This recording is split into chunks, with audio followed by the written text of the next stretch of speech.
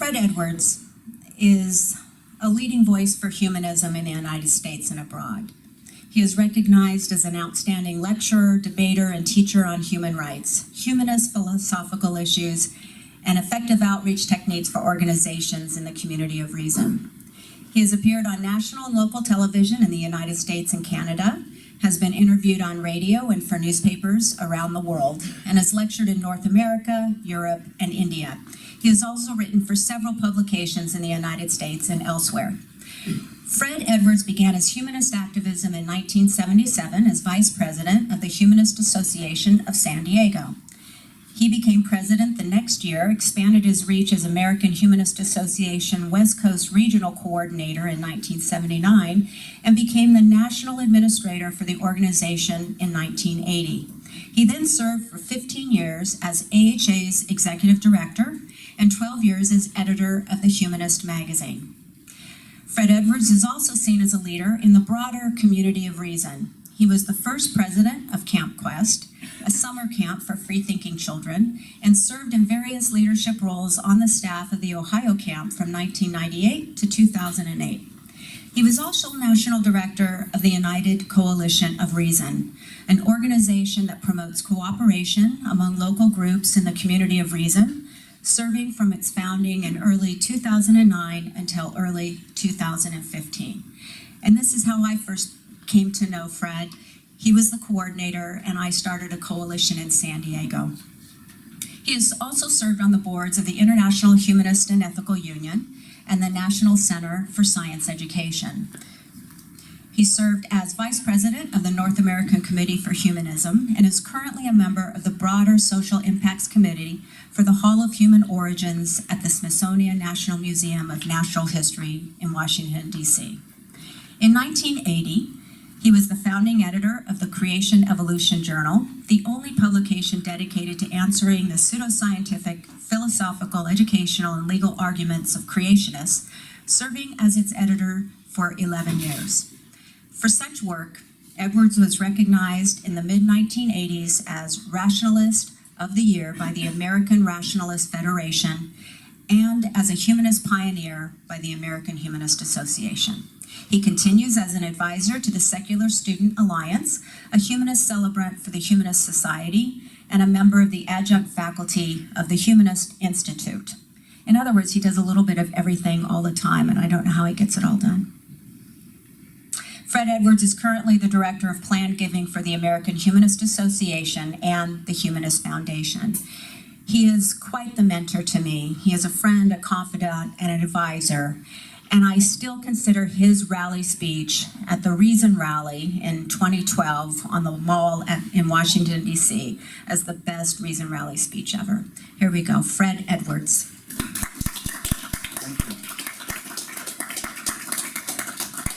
Thank you very much.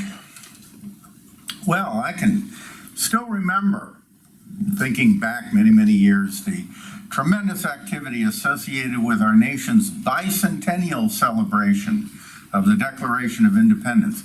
That was 41 years ago in 1976. In 1984, there were the patriotic-themed opening and closing ceremonies of the 23rd Summer Olympic Games in Los Angeles, which were televised worldwide. On July 4th, 1986, amid hoopla and fireworks rarely equaled, the Statue of Liberty was rededicated in New York Harbor. And the next year were the celebrations of the bicentennial of the signing of the U.S. Constitution. Much more recently, from 2011 to 2014, were 4 years of major reenactments of the battles of the Civil War, mostly in the eastern states.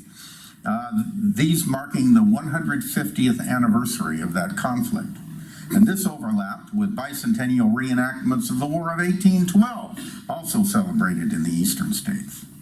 Now, I mention these because I want to point out that these are more than just anniversaries in political and military history. And this is made clear not only by how they tend to be celebrated, but the reactions we receive from people abroad. They simply can't understand our patriotic fervor. After all, as Americans, we don't belong to a single racial group, don't share the same religion, and are mostly relative newcomers to the national soil we inhabit. So new, in fact, that the British long referred to the United States as the colonies. Lacking then a single racial, religious, or long-standing geographical identity, our cultural unity and patriotic zeal seems hard to explain.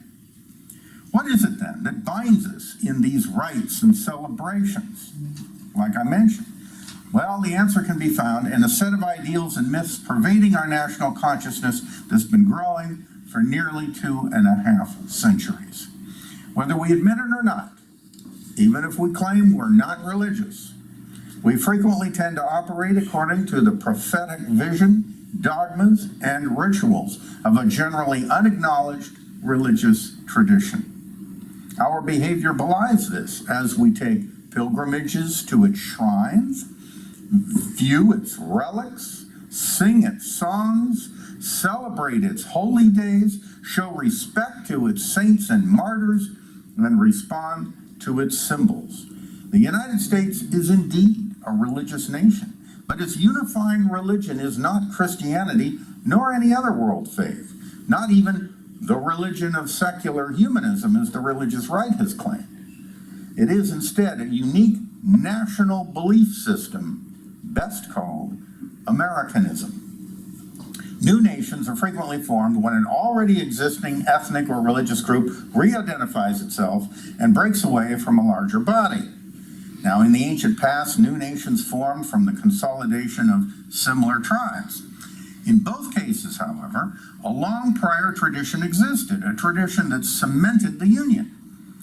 But in 1776, a group of people from diverse linguistic, national, ethnic, and religious traditions, isolated on a coast of a continent they'd only recently inhabited, suddenly decided to set themselves apart from the rest of the world. This must have seemed a preposterous undertaking at the time. Could a nation last without a common bond and some time-worn ground for unity? This is a bold experiment, a government invented out of the whole cloth. If the project was to work, a unifying tradition would have to be invented to go along with it. In his centennial oration of July 4th, 1876, the great agnostic Robert G. Ingersoll gave his view on how that came about. He said, "There were the Puritans who hated the Episcopalians, and Episcopalians who hated the Catholics, and the Catholics who hated both, while the Quakers held them all in contempt. There they were, of every sort and color and kind, and how was it that they came together? They had a common aspiration. They wanted to form a new nation. More than that, most of them cordially hated Great Britain, and they pledged each other to forget these religious prejudices, for a time at least, and agreed that there should only be one religion until they got through, and that was the religion of patriotism." That was what Ingersoll said. But the religion was more than just patriotism. As early as 1749, Benjamin Franklin pointed to the necessity of a public religion that would promote good citizenship and ethical standards. Later in his autobiography, he laid out what he called the essentials of every religion, limiting them to the following few items. Quote, "The existence of the deity, that he made the world and governed it by his providence, that the most acceptable service of God was the doing good to men, that our souls are immortal, and that all crime will be punished and virtue rewarded either here or hereafter," end quote. He then proceeded to accord different degrees of respect to existing religions, depending on how close or how far they departed from this outline, and to what degree they added other doctrines that were divisive or unhelpful to public morality. His ideas were shared by many of the founders. For example, in his first inaugural address, Thomas Jefferson asked his audience to carry on the American principles of government, secure in the knowledge that happiness and prosperity would result. After all, Americans were a people who were, in his words, enlightened by a benign religion, professed in deed and practiced in various forms, yet all of them inculcating honesty, truth, temperance, gratitude, and the love of man, acknowledging and adoring an overruling providence, which by all its dispensations proves that it delights in the happiness of man here and his greater happiness hereafter.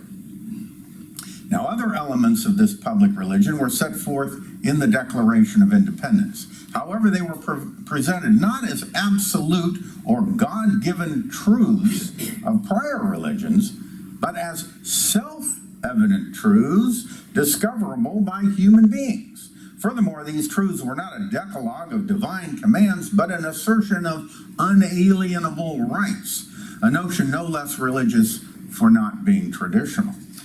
Noticing this, British journalist Gilbert K. Chesterton wrote in 1922 that the United States is, quote, the only nation in the world that is founded on a creed. That creed is set forth with dogmatic and even theological lucidity in the Declaration of Independence, end quote.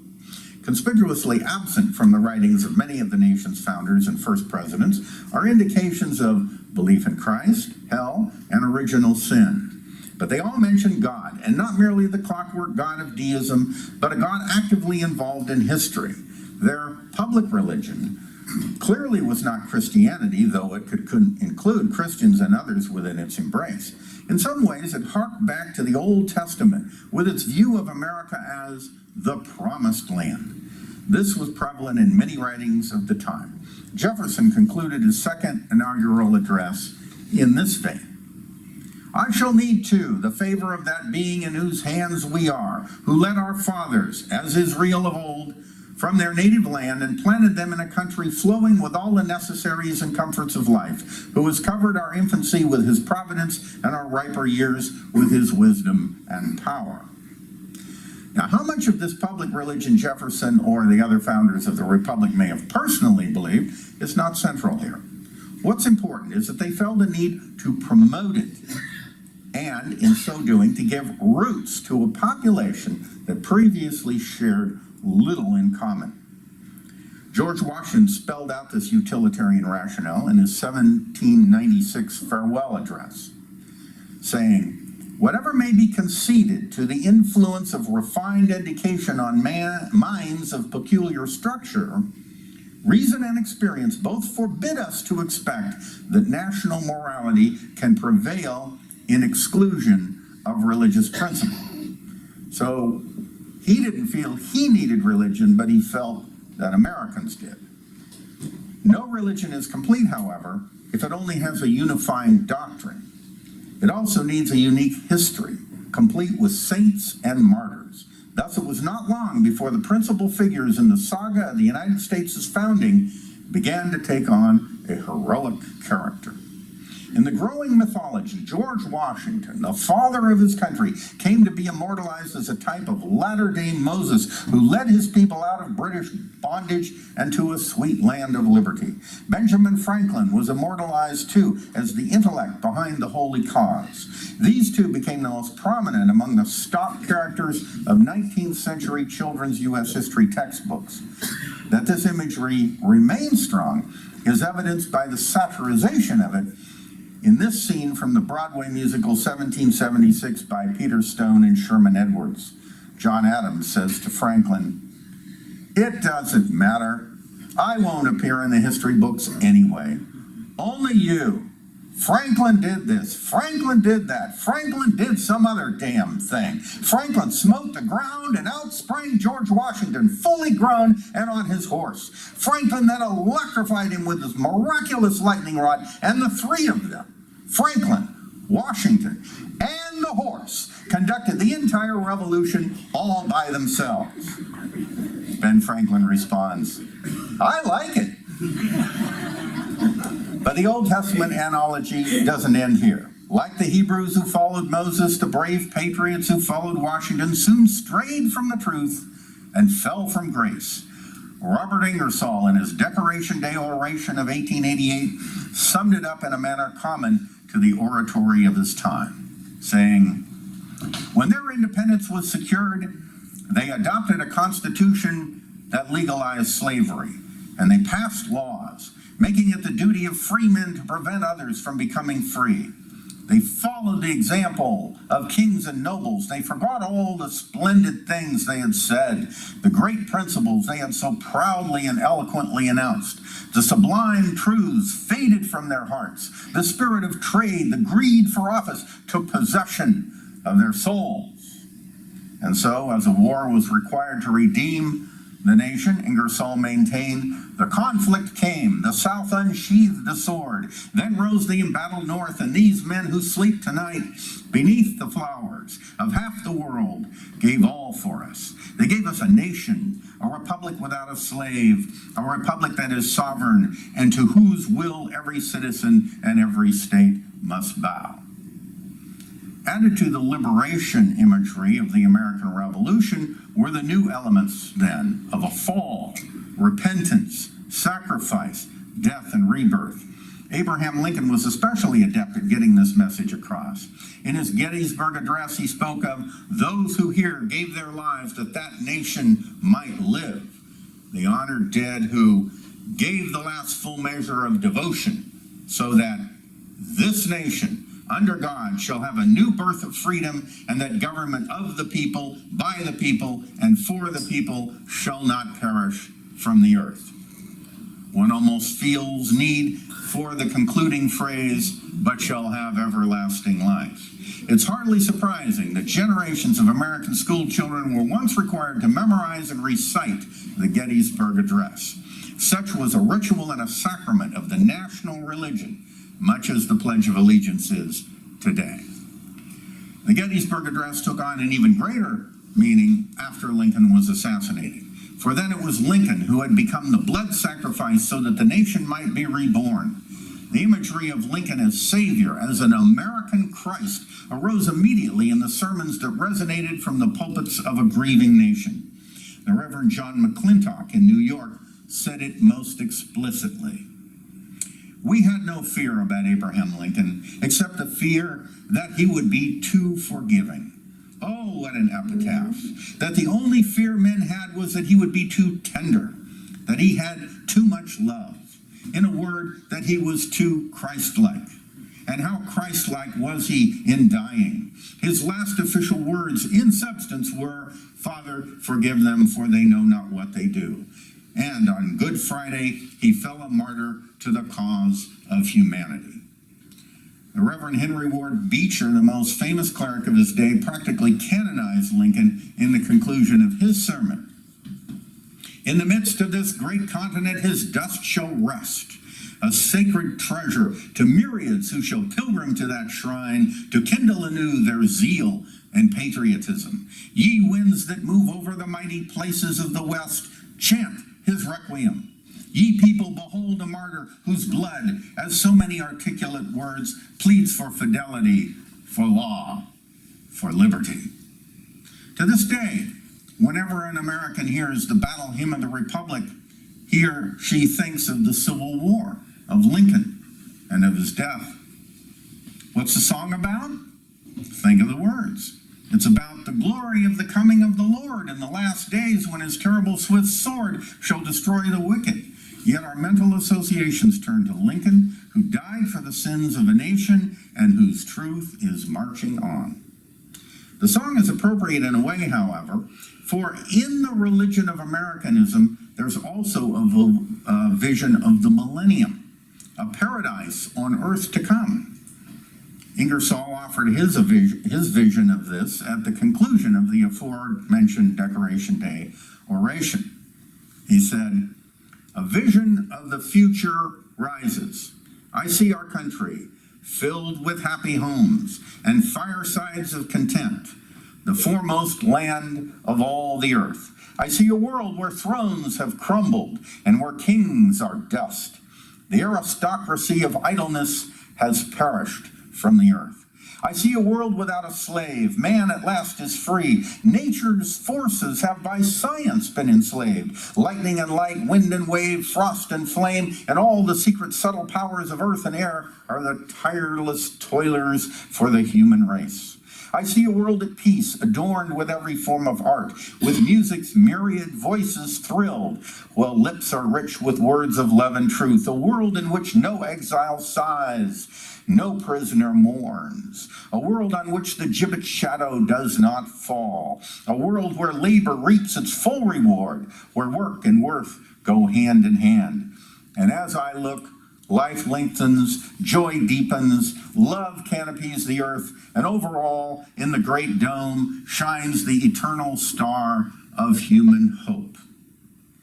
Of this speech, the New York Times of May 31st, 1888 reported, "Enthusiastic cheers greeted all his points, and his audience simply went wild at the end. Nor did the enthusiasm which Colonel Ingersoll created end until the very last, when the whole assemblage arose and sang America in a way which will never be forgotten by anyone present."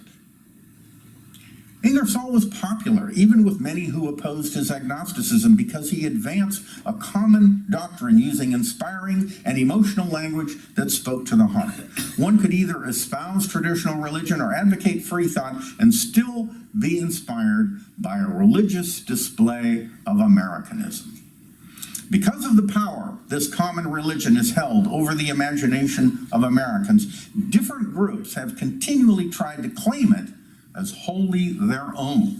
For example, in 1912, An American Bible by Elbert Hubbard was published. This was a collection of selected sayings from 8 American prophets: Benjamin Franklin, Thomas Jefferson, Thomas Paine, Robert Ingersoll, Walt Whitman, Abraham Lincoln, Ralph Waldo Emerson, and Hubbard himself, who devoted nearly half the book to his own writings. The selections had a decidedly free thought slant, and the book was a bestseller in its time and remained popular through the 1940s. When I attended in 1987 the annual Hill Cumorah pageant put on by the Mormons in Palmyra, New York, I noted how cleverly they used Americanism to make their bizarre religious ideas more palatable to non-Mormons. American flags flew on flagpoles throughout the pageant area.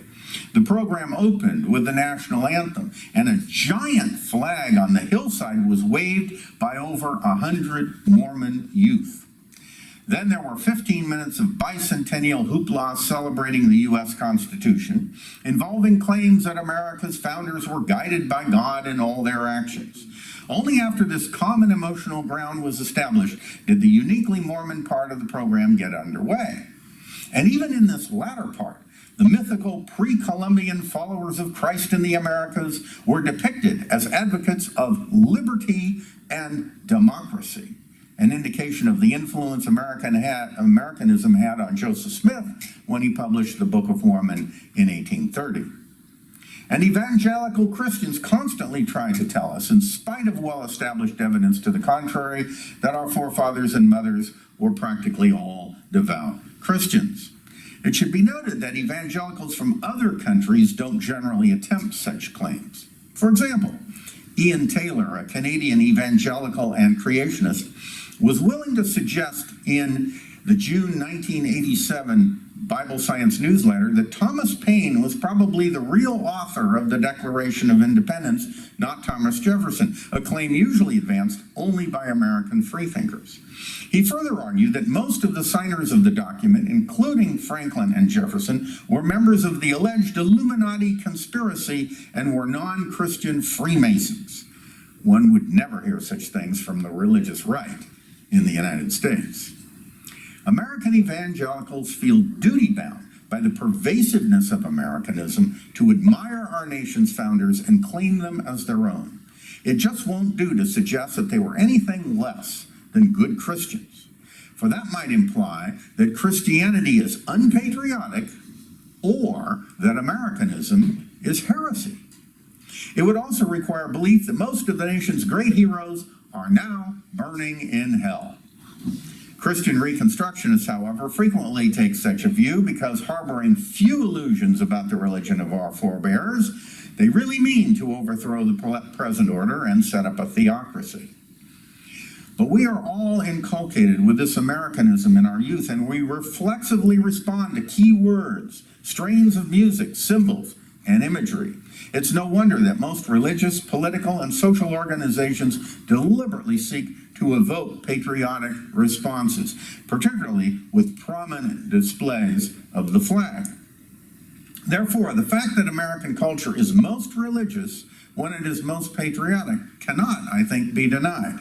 A common religiosity seems to run through our national life. The evidence of it is everywhere.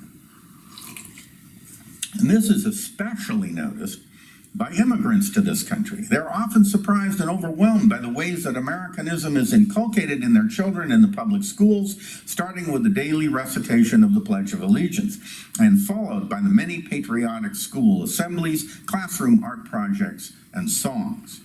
And the gigantic flags flown predominantly over automobile dealerships also seem shocking to immigrants.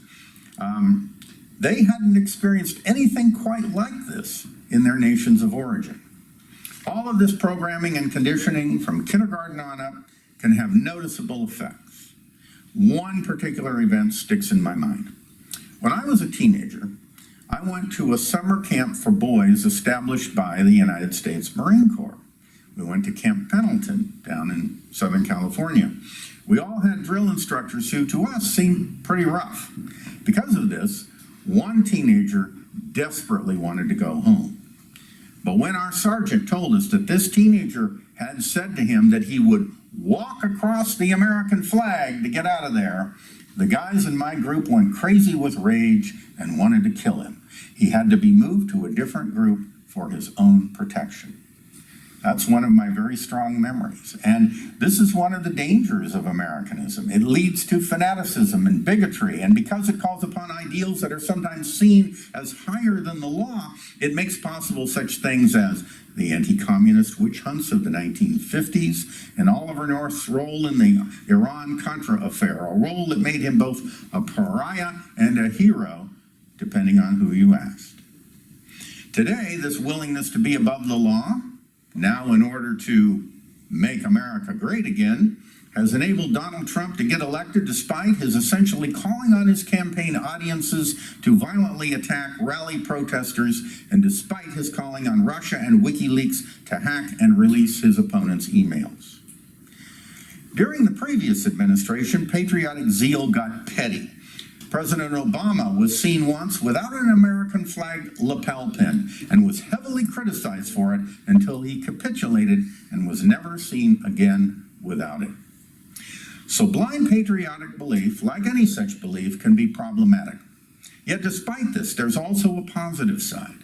For by its very nature, patriotism is the glue that holds this diverse nation together. It helps identify us as having a common culture and a common set of values.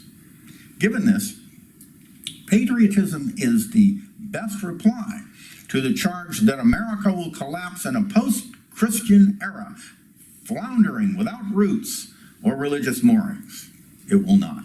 For the United States does have roots and religious moorings, even without Christianity. Those in the religious right sometimes sense this and are none too happy about it. Of course, this is where problems emerge in today's political climate. So long as Americanism was never acknowledged as a unique religious tradition separate from all others, but was merely fought over by different groups trying to claim it as their own, religious extremists didn't think too deeply about it.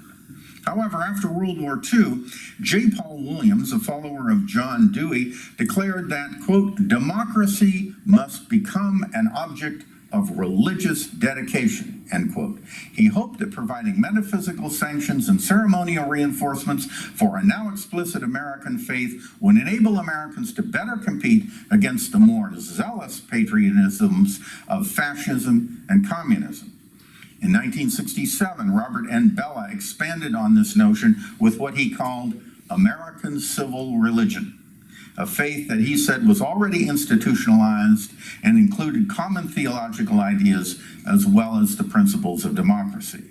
And in 1987, Martin Marty's Religion and Republic appeared, exploring further this line of thinking.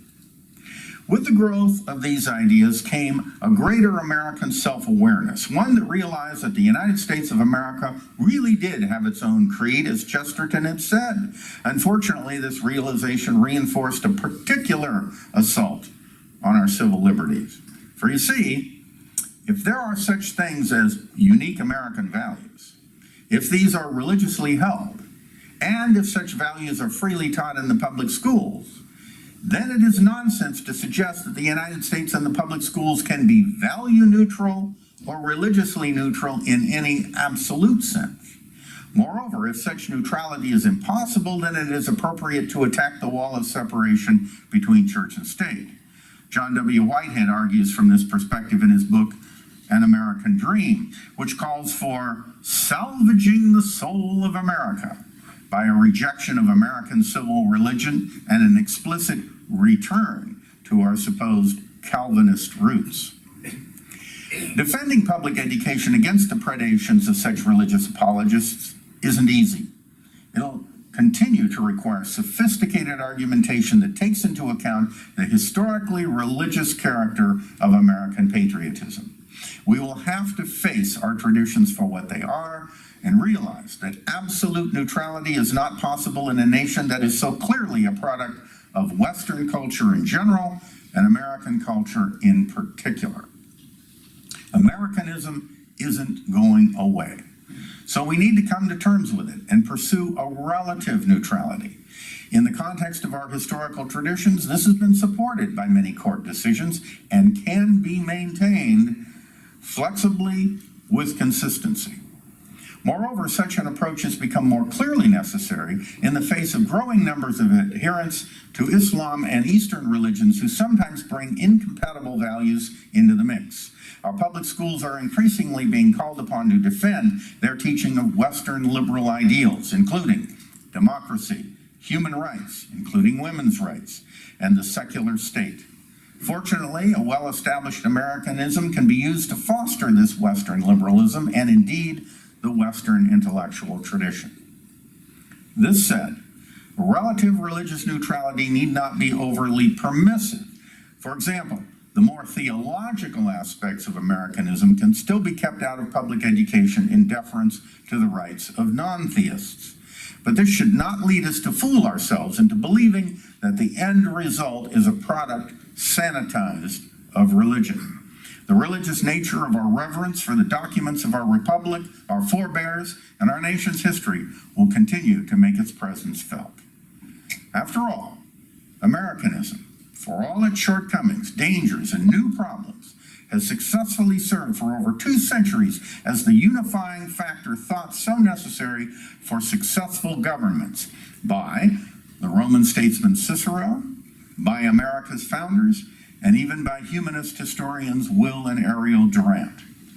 Whether it will continue and whether it should are questions we can ponder as we continue to celebrate our various national anniversaries.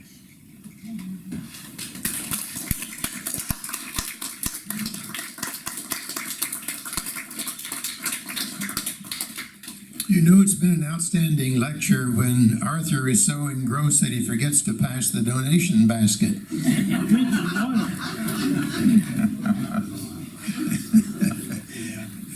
If you'll raise your hands, I'll bring the mic to you and ask you not to speak until you have it, so we all can hear and it will be on the recording. I hope this was a 2-month period. This is the perfect talk for a July 4th evening somewhere. This needs to be a July 4th talk. Thank you. You're welcome. You can tell people to watch it online on July 4th. Okay, we have a question over here. Wait a minute. Wait a minute, wait for the microphone. The use of patriotism, we use patriotism to go to war. I know. It's a very practical application. Our society, our economy depends on wars. We need this. Well, Don't knock it, otherwise we'd be broke. all right, but at the same time, I know you're being somewhat facetious there. We have to know that with any passion, with any religious excitement and things like that, you have dangers. And in other words, you're playing with fire, but this fire isn't going to go away. So we have to acknowledge it, and then we have to use that patriotism in positive ways. For example, patriotism refers to patri is Latin for father. So it just means the ideals and principles and values of our forefathers, okay? So that means the principles of the Bill of Rights, for example. It's patriotic to uphold, for example, the right of dissent, the right to dissent, the right to disagree. So many of the liberal ideas and many of our views about human rights and things like that, and even our desire to perhaps tamp down the military-industrial complex, many of these things can be seen as patriotic. And therefore, we have to be willing to speak patriotically about our values. Otherwise, we hand this patriotism over to the conservative side, who will use it in many ways that I would find nefarious. Speaking of conservatives, a former Army general in World War II was the one who coined that military-industrial complex. That's right, Dwight Eisenhower. Dwight Eisenhower, and he warned us about that. So there's a conservative. He not only warned us about that, he even said of the dropping of the atomic bombs on Hiroshima and Nagasaki, he said there was no reason we had to drop that awful thing. So here you can hark to certain conservatives and say, look, because, you know, conservatives have lost their way. Where are the Eisenhower conservatives? You know, bring those back. Even the Goldwater conservatives would be an improvement over what we have. Dana St. George. I guess I'm sort of wondering about all this patriotic fervor, creating ideas like manifest destiny, Yes. and extending our values and our rights and our necessity to go out and interfere in the governments of countries around the world, whether it hasn't been carried a bit too far sometimes. Yes, it has. And first of all, we sometimes interfere because we think, falsely, that democracy is just a way of counting votes. And we think if we give these other countries this gift of democracy, all of a sudden wonderful things will happen. But the idea of democracy is a whole set of notions, and not just a way of voting. And it is a whole set of ideals that need to be fully inculcated into a population before they can even benefit from the ideas, and we seem to miss that. Now, should we be trying to encourage other places in the world to adopt some of our Western democratic ideals? And I would say that we should, but we should do it with a certain amount of deference and respect and finesse, because at the end of the day, we're not going to just be totally, subjective about everything and say, look, I'm going to be fair to everybody, so Western liberalism for the liberals and cannibalism for the cannibals. No. We're going to say things like female genital mutilation are wrong, and we want people to stop that.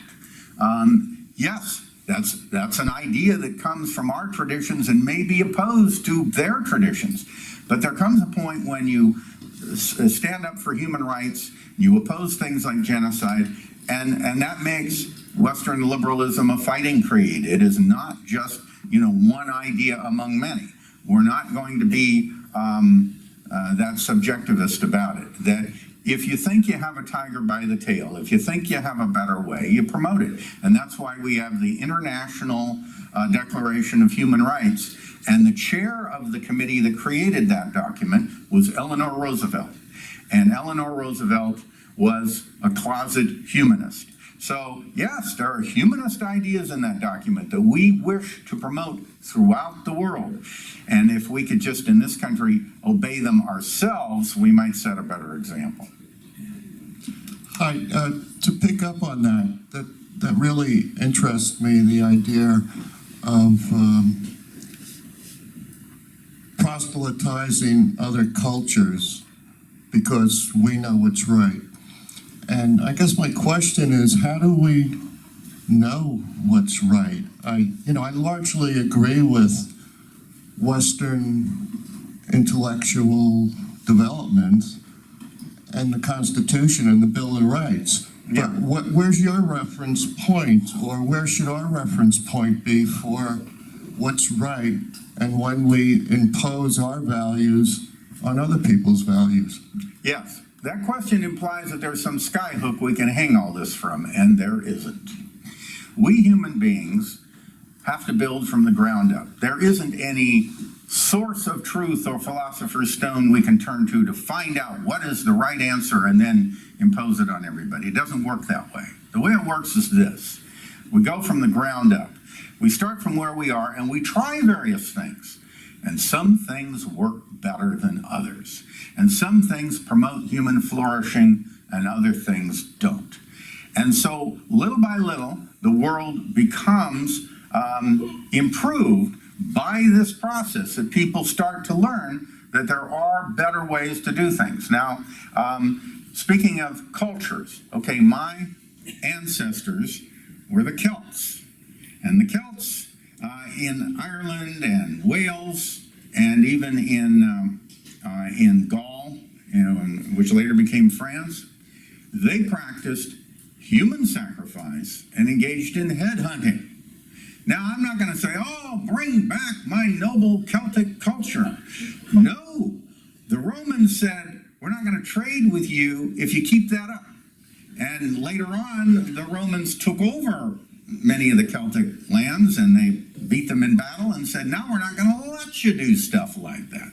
Because the Romans didn't do things like that, and by golly, they weren't going to let my ancestors get away with it. Well, the Romans were right about that. They were wrong about other things, but they were right about that one. And I think we learn through a process of trial and error and experimentation with various ways of doing things what works better. And so we have a book by, let's see, I'm going to try to think of his name. The title of the book is The Better Angels of Our Nature. Steven Pinker, yes. And Steven Pinker has argued that the per capita level of violence has, over history, gone down. And I'll just give you one example.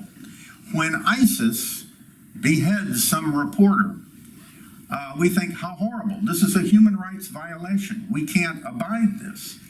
Yet, decapitation was commonplace in the ancient and medieval worlds all over the planet, in peacetime and war. This was just so ordinary that no one would have thought, oh, this is a human rights violation. This notion of human rights violations is a modern idea. This notion that genocide is something we ought to outlaw is a modern idea, and newer than you might think, because the world for a time put up with a certain amount of genocide, even as recent as the Nazi regime, until we finally said, never again. We're not going to do that stuff anymore. We have changed because we have decided that no, there are certain things that are bad ideas, and we're going to discourage them. And we found out what works, and by golly, we're going to get the rest of the world together with us and promote these ideas. And many of these ideas aren't ours, they're other people's. We can learn from other people as well. And we can be straightened out in the same way. Okay, so I'm going to fiddle a little with waxing philosophical. The word better, which is unfortunately a philosophical question, I presume. Yes. Or an ethical one. Yes. So the question is, better for the largest group of people. Remember, that's what has been argued. Yes. Right? Better for the individual, etc. Anyway, what are your thoughts about that? Yeah, boy, that's a balance. That's a tightrope walk. Better for the individual, better for others. You can't just make it one or the other, because if you just say, well, better for others, then the mob can decide to do what it wants to you if you're outnumbered. So you have to have a concept of individual liberties and freedom. But by the same token, that isn't unfettered, and that at a certain point you have to answer to the larger society. So it's a balancing act. But you see, we're all humanists here, so we accept that such things as moral dilemmas exist. We accept that you don't have absolute and final answers. We accept that you can't nail everything down, that we work it out. And as the British sometimes say, we muddle, but somehow we muddle through. We admit the weakness of the fact that we don't have an absolute answer that we can hang from a skyhook and say, this is it.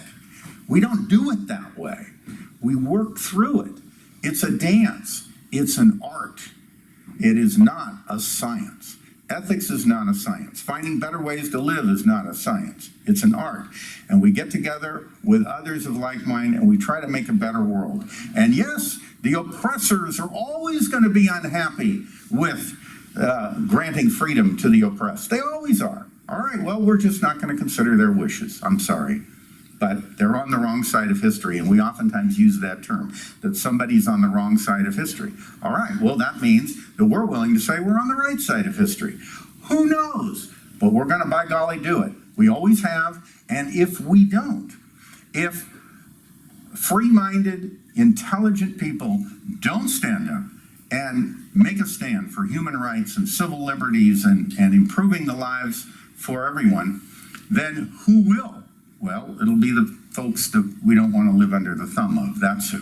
So if you don't decide where you're going to go and play to win, somebody else will decide some other direction, and they'll play to win. So that's what we're up against. We're up against our fellow human beings, and we need to decide that we believe in our values and act on them.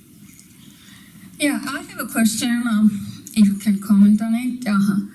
The capitalism exists by increasing the capital. Mm-hmm. So the expansion to the rest of the globe, the United States is going after in the name of democracy, in the name of human rights, without acknowledging the local conditionings and the economic infrastructure of those countries. That's right. What do you say on that? All right. Because it seems like patriarchy or the capitalist society has to go beyond the United States to survive as a capitalist system. Mm-hmm. Okay. With capitalism, if all you mean is trade and exchange and exchange of both ideas and products and services and so on internationally, that's a fine idea and it brings people together. But on the other hand, if what you mean by that is that you're going to put everybody under a system that really functions on automatic pilot and doesn't have any role of morality built into it at all, it's all just maximizing profit. If the goal is just to maximize profit, then it puts profit ahead of people when profits are going to benefit. And so, therefore, it requires constant activism by people who don't want to see people oppressed in other countries, who don't want to see a predatory capitalism, to put stops on it. Because again, if you take the pure libertarian point of view, the capitalism is always good and we'll just accept whatever it brings us, that won't do. That we have to say, no, there aren't these pure, idealistic, perfect forms. There are many very rational people who like to have a concrete principle on which they can base everything they do. And that was the attraction of Ayn Rand, and that has been the attraction of communism and so on, because it offers this nice, simple answer that you can nail it all down, an ultimate reductionism, and then we know the truth, and then we can just go out and do it. And the word here is that you should be skeptical of other people's truths, and when someone comes along and say, I have the answer, you should run the other way, because be skeptical of people who think they have the answers. No, life is a mixed bag of give and take, trial and error, experimentation, and we often get it wrong, and then we have to correct ourselves. And don't expect to have some nice, easy doctrine that'll just nail everything down for you simplistically. It doesn't work that way. Life is messy. And humanists are people who accept the messiness of life and can live with that. Arthur Jackson, I would like to disagree with your conclusion, all that. Okay. I happen to believe that there is a very simple answer to the whole problem, and the answer is benefit corporations. People who are familiar with corporations know that they all happened starting in 1811 in New York State, when they adopted a certain way to incorporate. Mm-hmm. That model is now followed all over the world. Yes.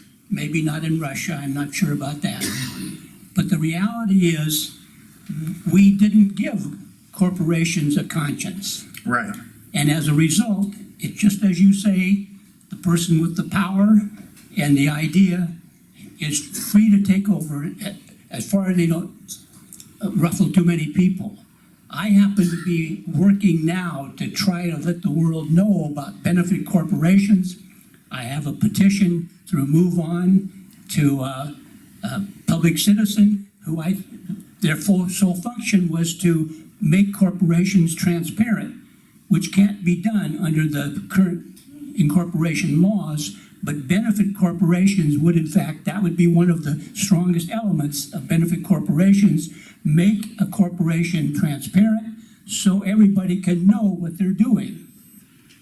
All right. Well, you've sent me some stuff on that, and I should have done my homework and read it first so that I could be ready to answer you. But what I can say is the corporate law as it is now is just based on maximizing profits. And so it's kind of a dogmatic system, and it shows what happens when you have a single-minded system that, as you put it, doesn't have a conscience. And different people at different times have suggested different ways of giving corporations a conscience. For example, by pointing out that nations all over the world decide what corporate law shall be.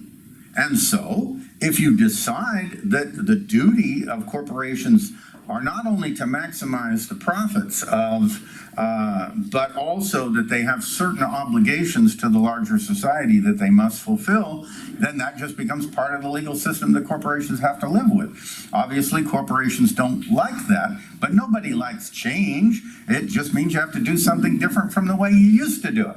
Well, too bad about that. The job of humanists is to make life difficult for oppressors and to feel good about that. So, that's my response. I'll give preference to persons who haven't yet asked a question, and then I will recognize people who have a second question. Hi, Fred. I want to draw on your experience in the movement from so very, very, very, very long ago, from a land far away, in San Diego, where I'm from too. So, anyway. I want you to talk a little bit about the limitations of interfaith, interreligious cooperation. I know that we must form coalitions with groups, with like-minded groups, specifically on certain issues. But I often find there to be a very unequal relationship between the religious organizations and the non-believer organizations. Yeah. Okay. Well, like they used to say when I lived in upstate New York in the New York State Lottery, you got to be in it to win it. All right. So if you're going to change things in society, you got to be in the game. You got to be a voter, you got to get on those interfaith councils and so on. But as has been pointed out to me many times, very often if you look at who's on the interfaith council, you oftentimes find it's made up of all of these people who have a certain agenda and so forth, and that in many ways, depending on the local community and their interfaith council, it may be just all the wrong people. And that maybe you need to, find where the right people are and get together with them instead of joining the wrong club where you're always going to be outvoted. On the other hand, my attitude has always been if you can get admitted to a particular group, that gives you your opportunity to raise a little hell and make trouble. I remember when I worked in radio and I encouraged the other disc jockeys and so forth to fight for higher wages. And the manager said of me, well, Fred's a troublemaker, and he'll make trouble wherever he goes. And I've tried to live up to that. And therefore, sometimes you have to get on a board just to make trouble. For example, with the Smithsonian Institution, the broader social impacts committee that I'm on with the Hall of Human Origins, it was originally conceived that they were just going to have all of these religious leaders on there from all of the different religions so that they could sell human evolution to traditional religion. but they let me on as their token humanist. And these were all fairly liberal religious types, so I could get along with them quite easily. And so immediately I got them to change the way they were even talking about our committee, and to change the language to recognize that we weren't all theologians and it wasn't all this sort of thing. And then also I said, well, you know, you call this the broader social impacts committee, so while it's important to talk about trying to get people of various religions to get on board with human evolution, there are also broader social impacts of human evolution that relate to environmental concerns and so on. And I have a whole talk I give on this. But the point is, I said, so we need to talk about other parts of the exhibit at the Smithsonian that talk about this aspect of how we human beings are changing the planet, because since that's part of the exhibit. And so I got them to change some of the things they do in some of their public programs. So that's the thing. If you can make headway, it's worth doing, even if it's an uphill fight, especially at the first. Yeah, and at the time of the Revolution, Americans were not too happy with corporations because they thought the East India Company was largely responsible for their troubles. So after the Revolution, there was even a debate about whether to allow corporations at all, and they finally decided to allow it. But it was quite different than now. Corporations had to serve a public purpose. It took an act, the state legislature had to pass it, and it had a time limit. And if it did anything wrong, then it could be terminated. So things have changed, and the main reason they've changed from then to now is because the corporations made money which they spent on lawyers to change the law. That's right. And so sometimes it's helpful to look back at that history and say, look, we didn't always do it this way. Because people will always say, well, we've always done it that way. But by bringing up that history, we can say, no, we didn't. Go ahead. I really appreciate what you had to say about humanisms and humanists as being troublemakers. I remember being astounded on a visit to the Capitol and the Capitol Dome and having the apotheosis of George Washington described to me. I wonder if anyone else has seen that enormous painting on the ceiling, reminiscent of the Sistine Chapel, talking about how George Washington was ushered up into heaven upon his death. The painting is complete with cherubs and clouds, and it just really spoke to me about how very religious our forefathers painted the American cause. That's right. That's right. And that kind of iconography followed along for quite some time. I mean, people really ate that stuff up at one time. And so, yeah, it still hangs around. And yeah, that's part of the evidence I've used in the past to make the point that yes, our Americanism is religious. And so we have our religious paintings. And that's a good example. Frankly, I'm looking forward to kicking off and turning all these problems over to you young punks. You can have it. Oh, I'm young, am I?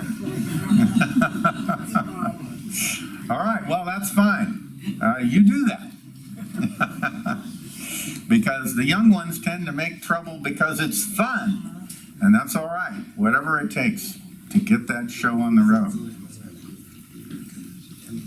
We have time for a couple more questions. I don't see any hands, so I'm going to follow the example of one of our leaders, Art Jackson. And his practice is when he gives a lecture, when he writes it out, then he also lists a whole bunch of questions that he poses in the event.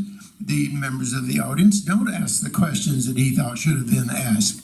Are there other questions that you think we should have raised? Well, as I ended my talk with, I said that we should be asking ourselves the question whether this Americanism will continue and if it should.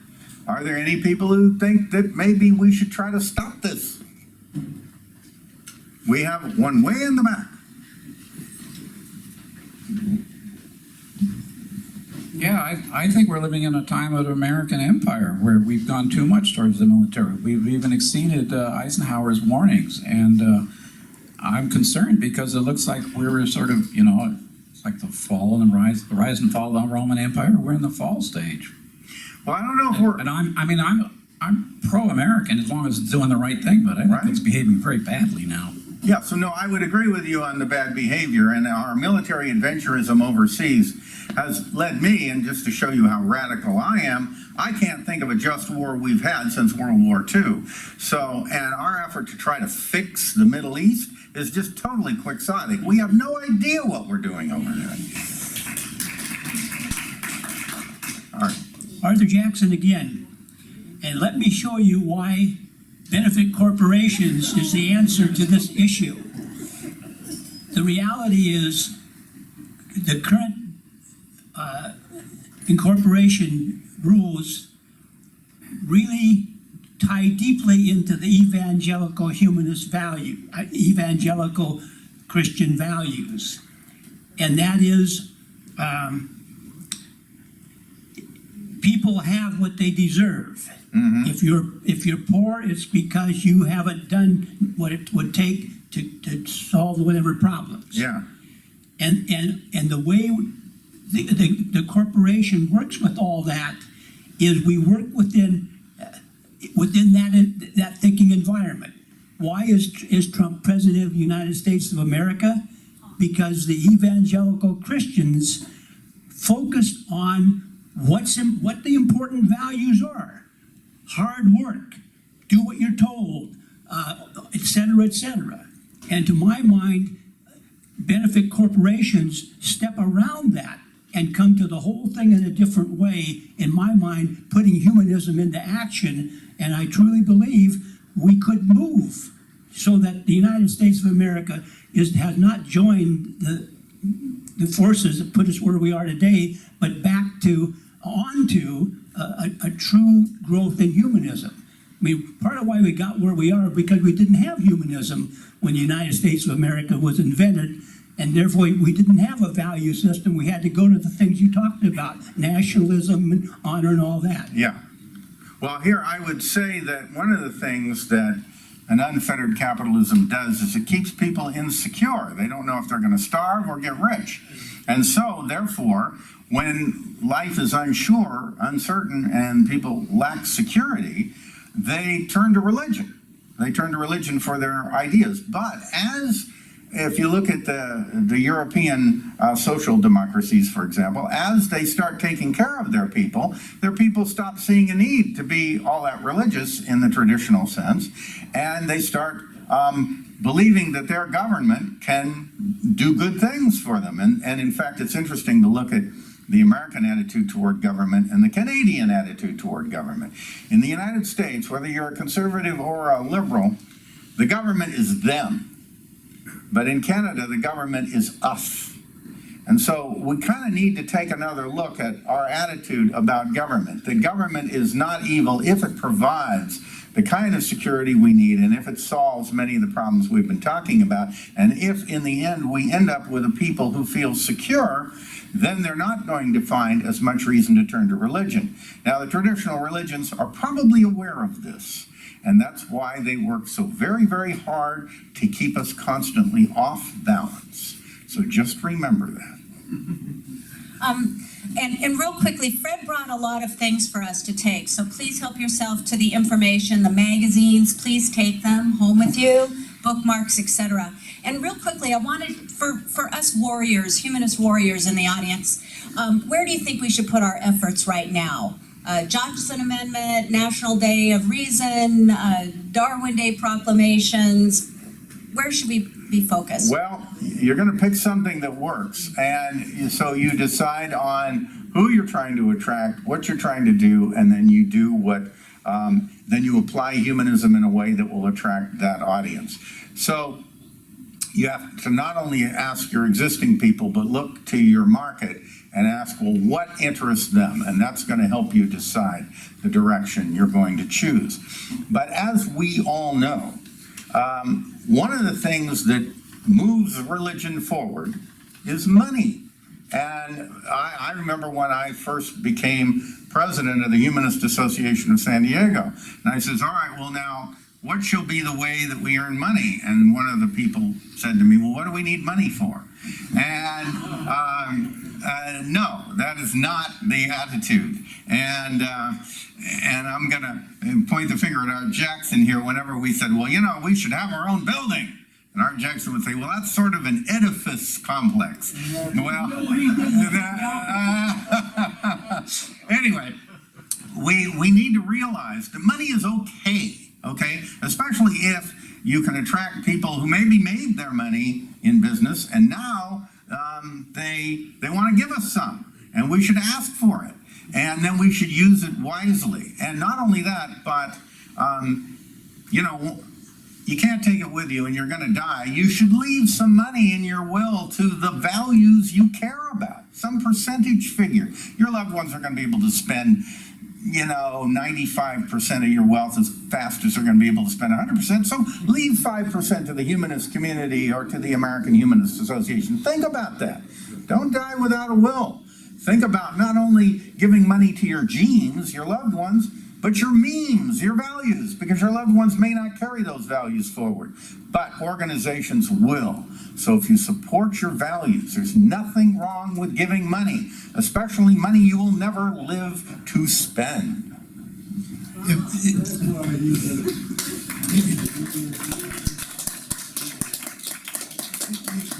If I had a little more sense, I'd probably quit right there, but we do have one more question that we'll entertain. Well, it's not really a question, it's a comment. By some coincidence, I just spent the last week reading the autobiography of Benjamin Franklin and some of his writings as Poor Richard. And he seems to be very, very focused on the values of hard work and thrift and getting ahead.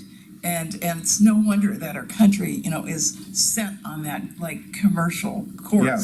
Because from the very first days, there was that drive, Yes. that Franklin-esque kind of idea. Yes, and many people found those Franklin-esque ideas oppressive.